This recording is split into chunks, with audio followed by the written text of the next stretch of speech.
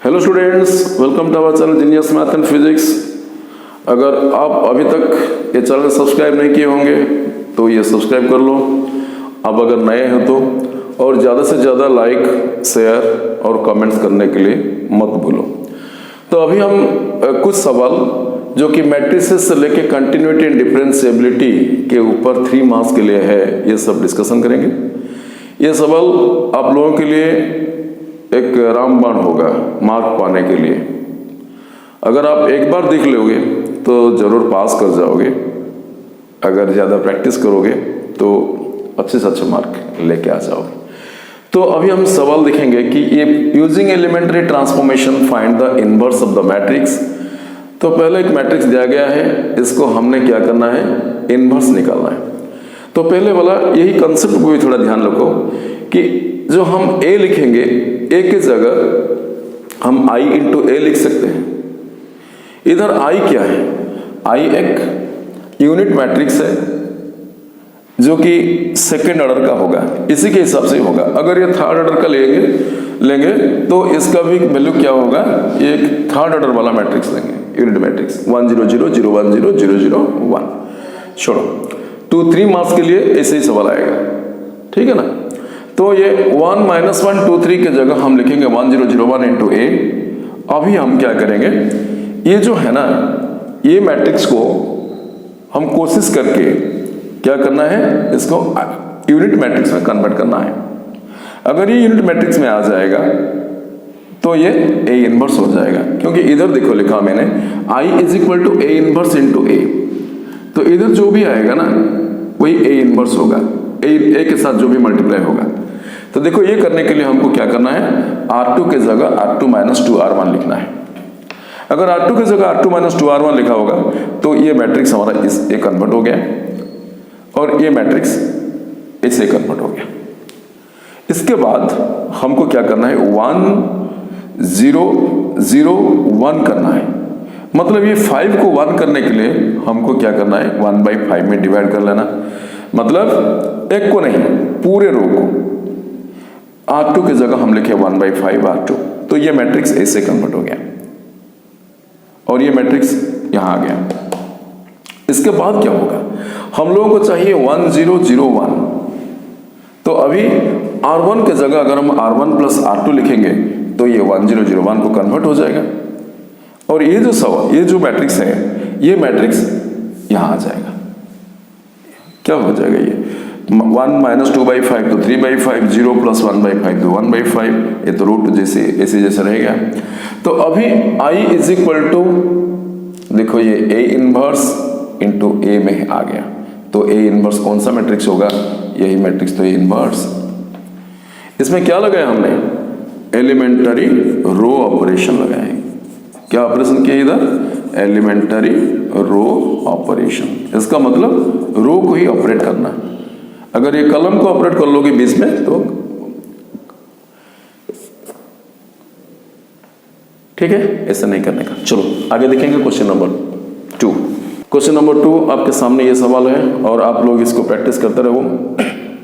और देखो कि पहले क्या करना है, इसमें ABC कॉमन ले जाओ फ्रॉम C1 C2 और C3 से। तो आप लोगों का मैट्रिक्स, आप लोग डिटरमिनेंट ये बन गया ना, ABC कॉमन लेने के बाद। अभी फिर एक बार क्या करना है हम लोगों को, ये जो R1 R2 और R3 जो रोज है, फिर एक बार ABC कॉमन ले जाना। तो इसके बाद तुम लोगों का जो डिटरमिनेंट होगा ये तो इसी फॉर्म में बन जाएगा। कौन सा फॉर्म में, A² B² C² -1 1 1 1 -1 1 1 1 -1। अभी हम एक काम करेंगे, C1 की जगह C1 + C2 लिखेंगे तो 2 zeros आ जाएगा पहला कॉलम में। अभी इसको सॉल्व कर लो तो ये आंसर आ जाएगा 4A² B² C²।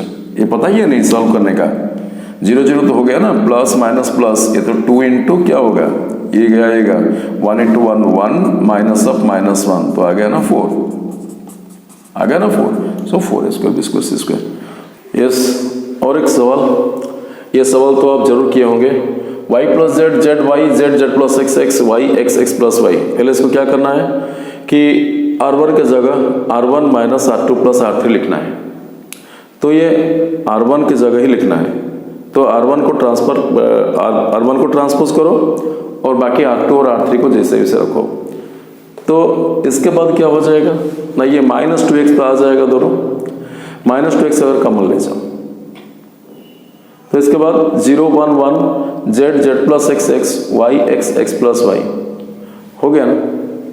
Next what you have to do, C2 के जगह C2 माइनस C3 लिख लो।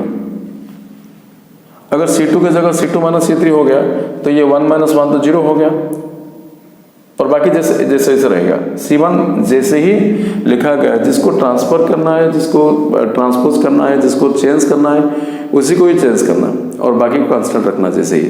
तो ये 0 ZY तो रह गया, C2 की जगह C2 माइनस C3, 1 माइनस 1 तो 0, z plus x minus x तो z, ये तो भी माइनस y हो गया। ऐसे ही 1x x plus y, C2 ही चेंज हुआ। इसके बाद दोनों 0 तो इधर आ गया, प्लस माइनस प्लस, तो ये क्या हो गया -2x इंटू 1 इंटू अभी z y माइनस y इधर आ रहा ना, तो -yz, इसका मतलब -2yz इंटू -2x, तो ये 4xy z। ठीक है, 3 मार्क्स के लिए ये डेरिवेटिव का इंपॉर्टेंट क्वेश्चन है, जो कि x is equal to under root a to the power of sine inverse t, y equal to under root a to the power cos inverse t, then prove that dy by dx equal to y upon x, negative y upon x। At first you have to find out dx by dt। dx by dt तो इधर root over भी है a to the power sine inverse t, तो इसे 1, 2 और 3 function है तो chain rule ही लगेगा। तो रूट ओवर का derivative 1/2 root over into a to the power sine inverse t, a to the power x का derivative a to the power x into ln a, sine inverse t का derivative 1 upon root over 1 minus t square, ये तो chain rule में है। ऐसे ही dy by dt तो 1/2 root over of a to the power cos inverse t into a to the power cos inverse t into ln a into minus 1 root over 1 minus t square. एक काम करो, इधर ही तुम ये दोनों cancel out करने पर क्या होगा, ये root over of a to the power sine inverse t आएगा, और इसको भी कैंसल आउट करने पर root over of a to the power cos inverse t आएगा। अभी हम dy by dx निकालने के लिए क्या करना है, dy by dt divided by dx by dt। देन dy by dt divided by dx by dt root over 1 minus t square, ये पार्ट तो कैंसिल हो गया, लाने तो कैंसिल हो गया, सिर्फ बचा कौन, a साइन इनवर्स t और इधर a cos इनवर्स t। तो dy by dt by dx by dt minus root over of a to the power cos inverse t by बाय over over of a to the power sin inverse t। ये तो हमारा y और ये भी तो हमारा x, तो आंसर हो गया y upon x। Okay, next question, ये सवाल देखो, e to the power y into x plus 1 equal to 1, then so that d square y by dx square equal to dy by dx whole square. Then you have to take the derivative of both sides with respect to x. Then what would happen? E to the power y into x plus 1 equal to 1. If you take the derivative of both sides, then you will get this line. What this one? E to the power y plus x plus 1 into e to the power y dy by dx equal to 0. If I would transpose e to the power y to the next side, then e to the power y will be cancelled, so that dy by dx equal to negative 1 upon x plus 1. Now we have to find out d2y upon dx2, that is d by dx of minus 1 upon x plus 1. तो minus d by dx of 1 upon x plus 1 तो x plus 1 to the power minus 1 होगा, तो minus into d by dx of x plus 1 to the power minus 1, x to the power n का formula n into x to the power of n minus 1, minus 1 into x plus 1 to the power minus 2. Now this would be 1 upon x plus 1 whole square. We can write it as minus 1 upon x plus 1 whole square. Minus 1 upon x plus 1 is dy by dx. So answer is dy by dx whole square. So that d square y by dx square equal to dy by dx whole square. This question is very important question for 3 marks. If you would practice these questions, you would solve these questions, certainly you will get the very good mark in mathematics. Y to the power x is equal to e to the power y minus x, then prove that dy by dx equal to 1 plus log y whole square divided by log y. ये जो सवाल है ये सवाल क्या है कि हम लोगों को dy by d x y के टर्म में ही लिखना है, ठीक है। तो y to the power x equal to e to the power of y minus x, ठीक है। तो इसको लॉगरिथम ले जाओ, पहले take logarithm of both sides, then log of y to the power x is equal to log of e to the power y by y minus x. So x log y is equal to y minus x log e equal to y minus x. तो x log y plus x is equal to y. तो मैंने ये पहले से ही कहा था कि x को निकाल देना चाहिए, x को एलिमिनेट कर लेना चाहिए। तो x into log y plus one equal to y, तो x is equal to y upon one plus log y. अभी ये जो सवाल ये जो आया था x log y is equal to y minus x, ये जो इक्वेशन नंबर 1 को हम डिफरेंशिएट करेंगे विद रिस्पेक्ट टू x में, तो क्या होगा x into one upon y d y by d x हो गया या नहीं, x इंटू लॉग वाई का derivative 1 by y d y by d x plus log y again derivative x is equal to y की जगह d y by d x minus one, ये तो derivative हो गया ना। इसके बाद x की जगह जो हमने लिए थे y upon one plus log y, इसको रिप्लेस करेंगे। तो रिप्लेस करने के बाद ये हो गया 1 by one plus log y into d by by d x minus d by by d x equal to minus of 1 plus log y, हो गया ना। D by by d x को एक तरफ ले आया, d by by d x 1 by one plus log y, ये तो माइनस वन, तो ये minus of 1 plus log y. अभी तो हो गया, ये सिंप्लीफाई करने के बाद तुम्हें क्या आ जाएगा, d by by d x equal 1 plus log y whole square by log y. ये खुद प्रैक्टिस करो, ये खुद प्रैक्टिस करो और इसके बाद इसको चेक करो कि हमने किया या नहीं, ठीक है। तभी आपको बहुत मजा आएगा। और ये फीलिंग से साथ करो, बिल्कुल टेंशन नहीं लेने का। ये सवाल एक्चुअली आप लोग ये सब प्रैक्टिस करोगे और इसका जो फंडामेंटल जो है, जितना भी फॉर्मूला है, जो कि चेन रूल है, जो कि ये सब आना चाहिए, ठीक है। नेक्स्ट सवाल, root over of 1 minus x square plus root over 1 minus y square equal to a into x minus y, then prove that dy by d x equal to root over of 1 minus y square by root over 1 minus x square. सारे के सारे बच्चे ये सवाल करते होंगे और इसमें एक फंडामेंटल कि x equal to sine alpha और y equal to sine beta लिया जाता है इसमें, ठीक है। तो ये cos alpha plus cos beta equal to a into sine alpha minus sine beta. Now we will apply the formula cos c plus cos d. So this is 2 cos of c plus d by 2 into cos of c minus d by 2. Sin c minus sin d, 2 cos of c plus d by 2 into sin of c minus d by 2. 2 cos of c plus d by 2 will be cancelled from both sides. That means 2 cos of alpha plus beta by 2 will be cancelled from both sides. Then we will get this expression cos of alpha minus beta by 2 equal to a into sin of alpha minus beta by 2. तो cos by sin is equal to a. So cot of alpha minus beta by 2 is equal to a. So alpha minus beta by 2 is equal to cot inverse of a. So what would happen? Alpha minus beta equal to 2 cot inverse a. If we put the value of alpha as sin inverse x and beta as sin inverse y, then we get sin inverse x minus sin inverse y equal to 2 cot inverse a. Now if you find out the, now differentiate this one, the differentiating both sides with respect to x, then sin inverse x will be differentiated with respect to x to get 1 by root over 1 minus x square. Similarly sin inverse y is 1 by root over 1 minus y square, but y is in terms of derivative is to be obtained with respect to x, so we will apply dy by dx which is equal to 0 because of this is a constant is derivative 0. So 1 by root over 1 minus y square into dy by dx equal to root over 1 minus x square, therefore dy by dx will be root over 1 minus y square by root over 1 minus x square. Important question, okay? जितना भी comment, जितना भी video देख रहे हो, सब लोग सबसे मतलब सभी से एक एक कमेंट जरूर आना चाहिए, नहीं तो वीडियो नहीं बनाऊंगा और मैं।